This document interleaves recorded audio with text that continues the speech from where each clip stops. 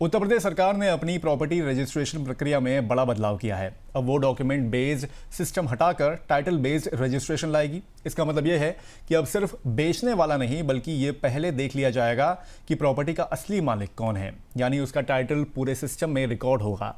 इससे फर्जी दस्तावेज, एक ही जमीन पर कई बिक्री या किसी और की जमीन बेचे देने जैसे धोखाधड़ी और विवादों की संभावना बहुत कम हो जाएगी। नतीजतन प्रॉपर्टी खरीदने बेचने वालों के लिए अब लेन देन जो होगा वो सुरक्षित होगा, तेज होगा और भरोसेमंद होगा, और अदालतों में जो झगड़े होते हैं वो भी यहाँ पर एक तरह से कम होते दिख सकते हैं।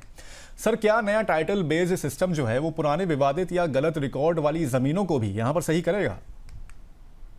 देखिए, ये थोड़ा सा डिबेटेबल टॉपिक है, बट लेकिन मैं इंडिया के नेम ग्लोबली डिफरेंट कंट्रीज जो है, वर्ल्ड कंट्री, उसके माध्यम से इसको स्टडी करना चाहूँगा।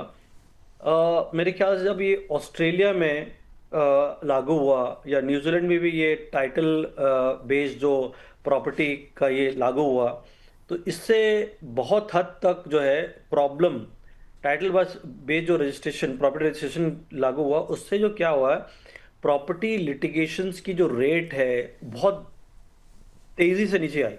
फॉर एग्जांपल, आप फ्रॉड डिटेक्शन क्लेम देखेंगे जो न्यूजीलैंड में था, ओके, पहले करीब 60 to 80%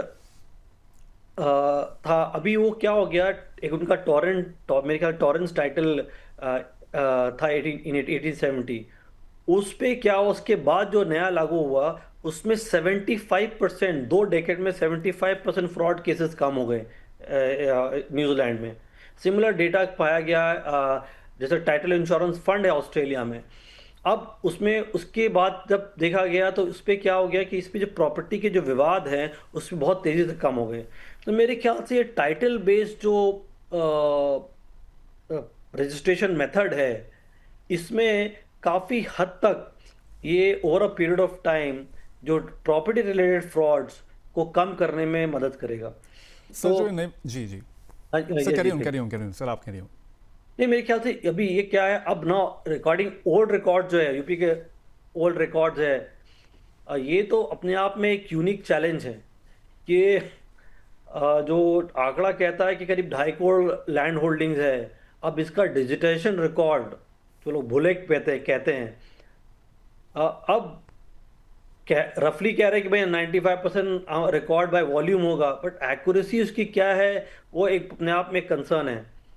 मेरे हिसाब से रफली 15 से 20% डिजिटाइज रिकॉर्ड होगा, जिसपे विच डिस्क्रिपेंसी ऑफ ओनरशिप, नेम वगैरह काफ़ी आएंगे।